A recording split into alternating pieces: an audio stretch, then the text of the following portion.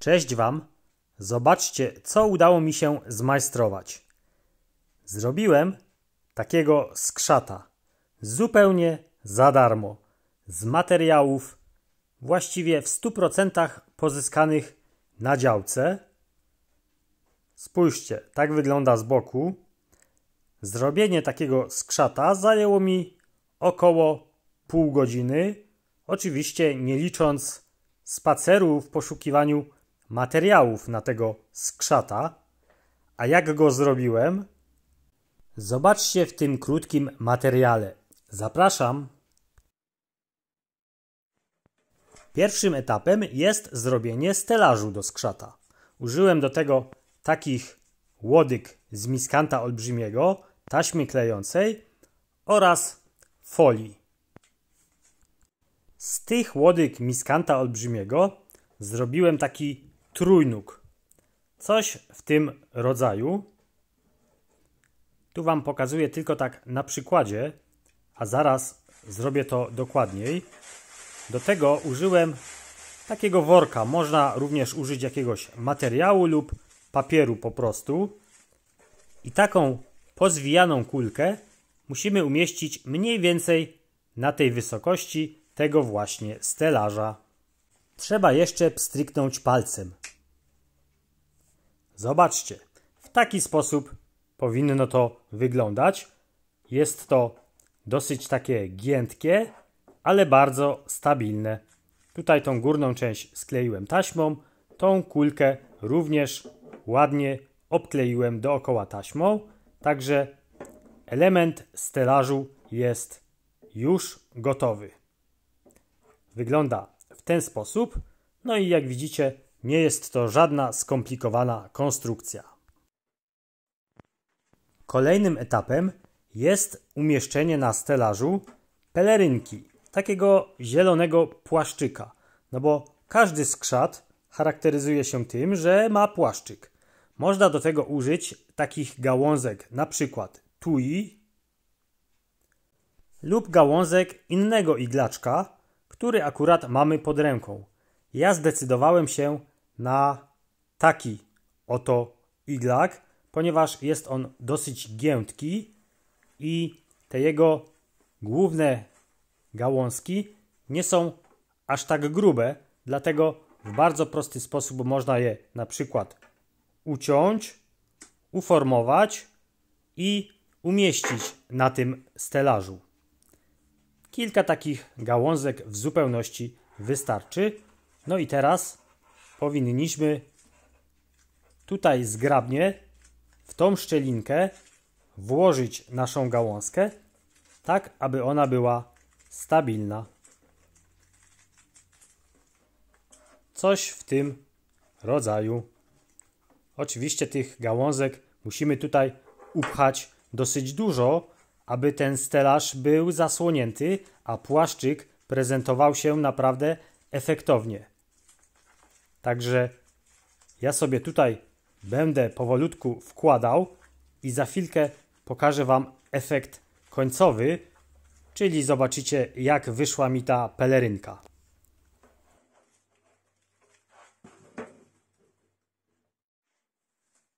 Płaszczyk gotowy. Polecam jeszcze użyć sobie tutaj gumki, ponieważ nie wszystkie te gałązki udało mi się wepchnąć w te szczeliny. No i teraz zabiegi, można powiedzieć, krawieckie, ponieważ trzeba troszkę poprzycinać takie jakieś odstające gałązki, żeby to wszystko wyglądało mniej więcej spójnie, no i ładnie się prezentowało.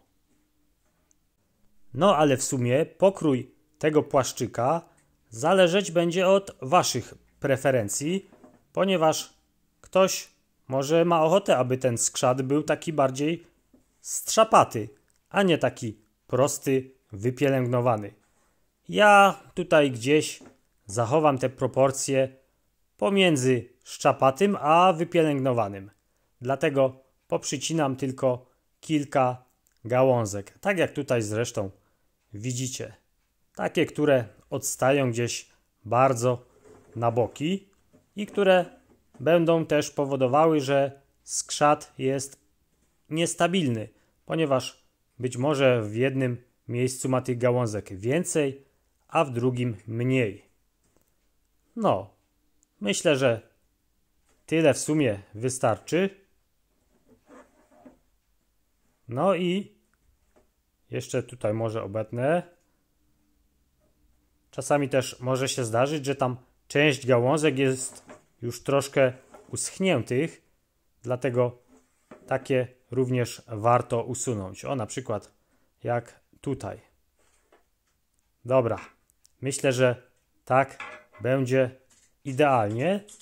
No i teraz jeszcze, aby to wszystko ustabilizować, razem z tą gumką musimy to ładnie obkleić taśmą klejącą. Niezbyt mocno. A dlaczego nie mocno? Zobaczycie w późniejszym etapie. Przede wszystkim chodzi o to, aby się to wszystko nie rozleciało podczas manipulowania tym skrzatem, podczas jego tworzenia. I tym właśnie sposobem 50% roboty jest już za mną, ponieważ teraz będę musiał wykonać prace, które nadadzą temu skrzatowi ludzkich, a właściwie to bajkowych cech. No dobrze, no to jedziemy. Każdy szanujący się skrzat powinien mieć czapę. Zobaczcie, ja z pracy, z takich szmatek, które są wykorzystywane do czyszczenia, przyniosłem sobie taki skrawek materiału, który idealnie jest wykończony taką białą gumką. Wystarczy przyłożyć sobie ten materiał do tej choinki i wybadać, w którym miejscu powinno się zszyć, tak aby to wszystko przypominało czapkę. Na maszynie tutaj wykonałem sobie taki trójkąt. Oczywiście ten materiał jest złożony podwójnie. No i teraz wzdłuż tego ściegu obetnę, aby tego materiału nie było zbyt dużo. No a potem oczywiście przewrócę to na drugą stronę, tak aby ta obwódka wykonana z białego materiału była na zewnątrz i to wszystko fajnie przypominało czapkę. Do obszycia tego materiału użyłem sobie oczywiście maszyny, ponieważ zajmuje to kilka sekund. No i tak jest najwygodniej.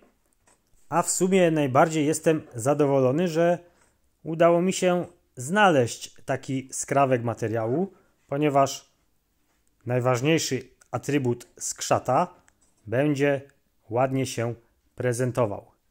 Dobra, jeszcze tutaj sobie z drugiej strony to wszystko obetnę. No i właściwie czapka będzie gotowa. Nie jest to zbyt grube, ale te moje nożyczki troszkę słabo tną. Mam nadzieję, że jakoś się uda. Idzie to teraz już fajnie. Także w taki sposób można zrobić każdą czapkę. Dobra. Ten skrawek jeszcze sobie na coś wykorzystam chyba. A czapka mniej więcej wygląda tak. Jeszcze sobie ją tylko tutaj odwrócę. I gotowe. Czapka dla skrzata. W sumie może być również dla Mikołaja. Tylko że ten Mikołaj musiałby mieć malutką główkę. A taka czapka fajnie naciągnie się na te choinki. No i będzie przypominała czapkę skrzata właśnie. No, gotowe. No i teraz spróbuję sobie naciągnąć. Zobaczcie, wcześniej oczywiście zmierzyłem, co widzieliście.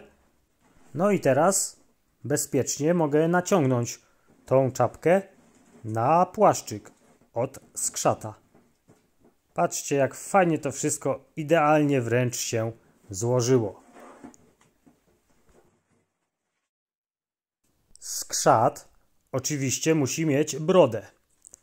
Jako brodę wykorzystam takie oto ścinki z Miscantha zebrinusa. Nie są one tak grube, ale jednocześnie są sztywne. No i takie właśnie łodygi wetknę tutaj w to miejsce między płaszczykiem a tą taśmą klejącą. Dlatego wcześniej wspominałem, aby zbyt mocno nie sklejać tego wszystkiego, właśnie po to, aby można było tutaj jeszcze coś wsunąć. A to coś to jest właśnie broda skrzata. Zobaczcie, tak ona będzie się mniej więcej prezentować. Oczywiście skrzat jeszcze pójdzie do barbera, który zajmie się odpowiednio jego brodą, tak aby ona była ładnie wypielęgnowana. No i aby skrzat był zadowolony. Mniej więcej w taki sposób to wszystko będzie wyglądać. Można sobie tam od góry jeszcze modelować tą brodę, tak aby ona była na odpowiedniej wysokości. No i myślę, że prezentuje się całkiem fajnie. Co myślicie?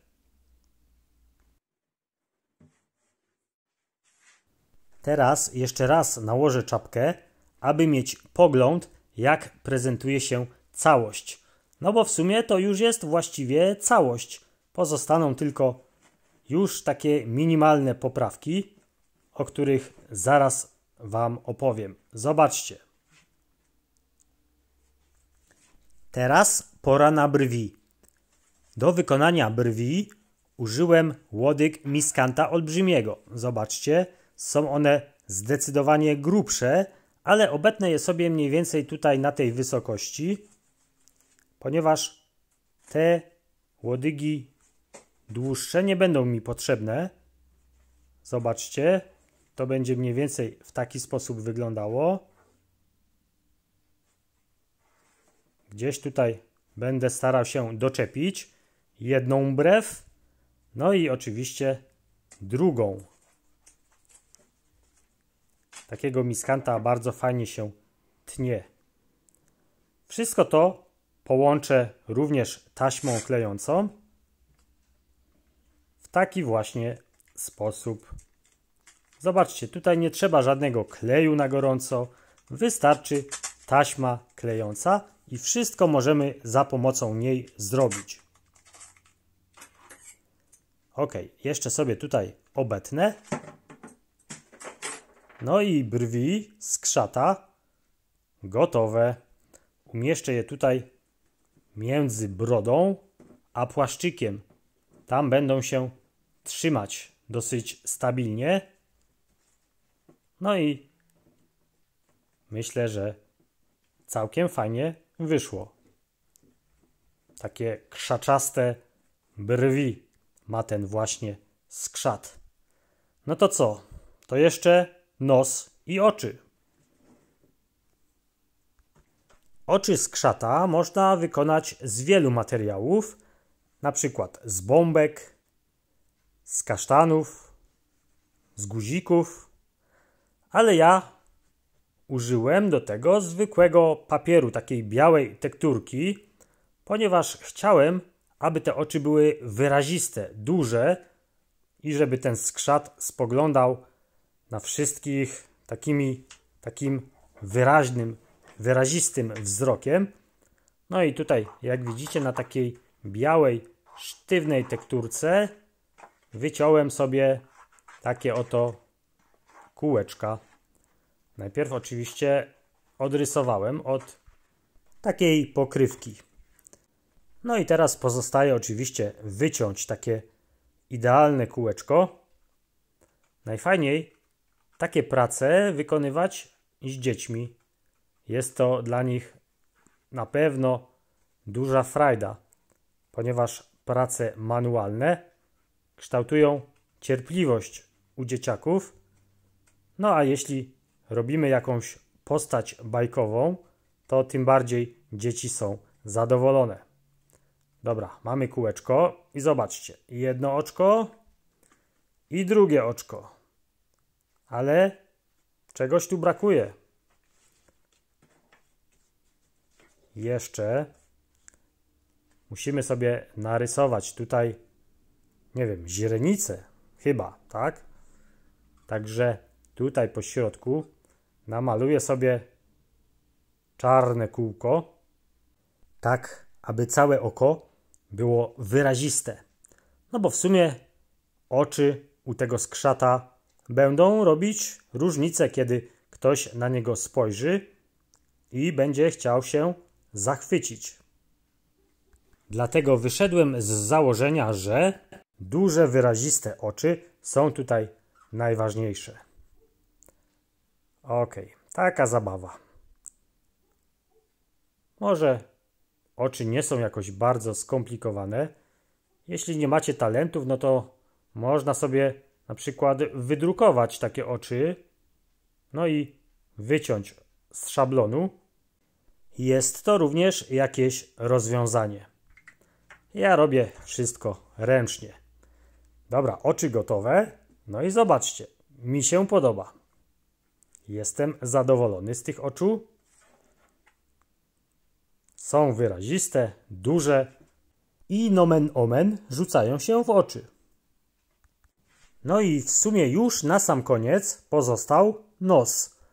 Do wykonania tego nosa użyję skrawku, który pozostał mi z wycięcia czapki. Jest on czerwony, no bo skrzat powinien mieć czerwony nos. Wiadomo z jakich powodów. Myślę, że wystarczy sobie ten skrawek materiału ułożyć w taki sposób i wykonać taką kulkę, która będzie noskiem dla naszego skrzata. Można to również wykonać z jakiejś takiej czerwonej bombki choinkowej, no ale to już wybór należy do Was. No i zobaczcie, tak to wszystko wyszło razem. To wszystko jeszcze połączyłem taśmą klejącą, aby było to wszystko bardziej stabilne. No i teraz jeszcze muszę to ładnie tutaj ulokować znowu między płaszczyk a łodygi miskanta od brody. No i gdzieś tutaj w środku muszę wysunąć ten nos. No i w sumie gotowe. Tak to powinno wyglądać.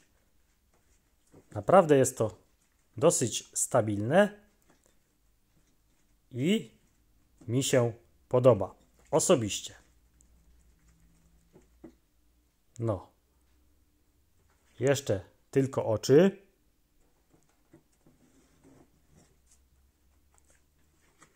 Można je przykleić, ale one tutaj się mieszczą między czapkę a płaszczyk. Także można przykleić, ale też nie trzeba. Moi drodzy, skrzat gotowy. Mi się bardzo podoba. Tym bardziej, że robiłem coś takiego po raz pierwszy. Jestem z niego naprawdę dumny. Czapka jest dodatkowo usztywniona tymi łodygami miskantów, dlatego sterczy aż po samą górę. I nie chce się wygiąć. Polecam Wam takie zabawy, szczególnie w tym okresie świątecznym, czy też przedświątecznym. Trzymajcie się i do zobaczenia w kolejnym odcinku. Cześć!